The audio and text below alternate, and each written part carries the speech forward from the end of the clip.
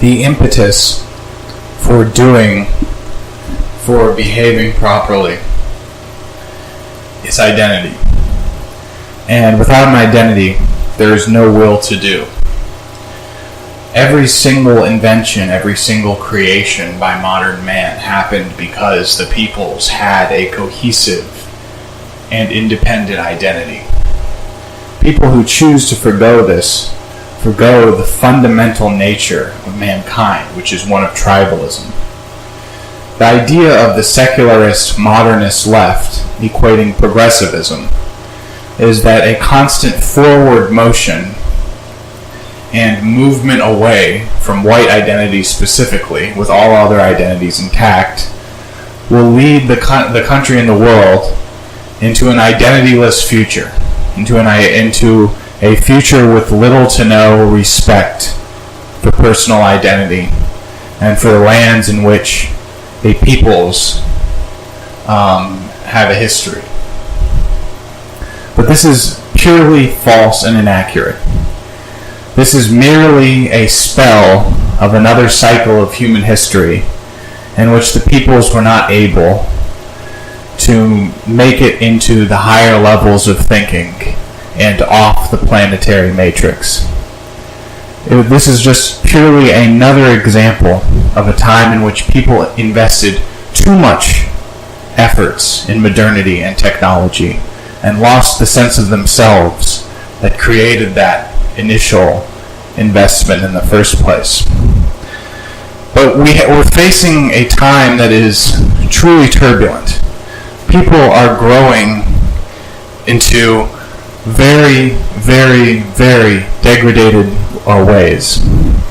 We're seeing an increase in sexual prowess, an increase in apathy, an increase in hedonism, and all of this is to substitute itself for our own self-worth as a people, as an American people.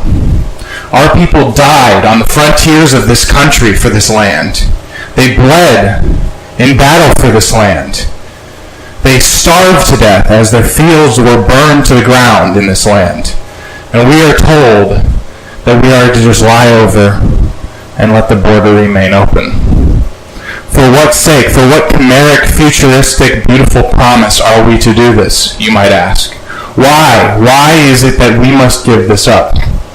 Well, the bureaucrats and overlings would say, because it's not your land. Because it's Native American land. More specifically, it's tribalist warriors' land. And because you came here and conquered it from the conquerors, you therefore must give it up.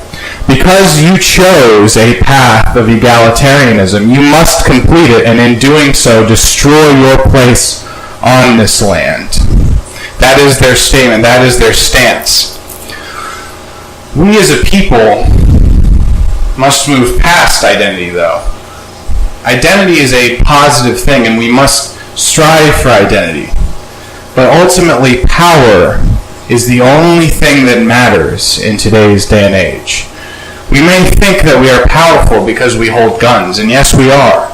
In numbers, we have power, but in the growing age of robots and automatic technology, the military is an utmost threat to our union.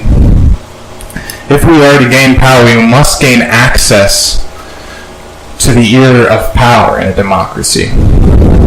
You see many people like Richard Spencer talking tangentially about power, talking in a removed sense from power, discussing the fact that the immigration plan that Trump has put forward is no good, and we must forego it for a better plan in the future. Well, the time is now, and Trump is in power now, and we should be clamoring at the gates to his access. Trump would give us hearing if we actually spoke, but we choose to speak only amongst ourselves, to remain cult-like, to remain purity spiraling, rather than remaining on our own and independent. We forego that in replacement of these large-scale events that have nothing to do with gaining an ear to power. Because populism is only effective as it is able to gain the reins of power. And the only time they can truly, completely replace the reins of power is when it either has a fluke like in Trump's election or in a civil uprising. So which one is it? We have the reins of power to some extent. We must have a discussion with Trump. We must work to gain access and ties to Trump and do so in a way that is not damaging to him within the media. We must do it secretly, we must do it quickly, and we must do it now. Our people must be eternal. Our people must forgo this transitory period. We must be able to remove those from our society that are causing our women or our people harm. We must be able to forgo them and work towards a brighter and better and more beautiful future. We are the future of this world, and we will be there. We must simply harness within ourselves the spirit that lies from ages ago. As Carl Jung says, we are a part as white men of a collective unconscious, an unconscious that will continue to thrive and grow and strengthen over time. And I hope that you all will continue to listen to my thoughts. I believe I have many interesting things to say from time to time, and I appreciate you all listening today. Thank you. God bless, and God bless America. Take care.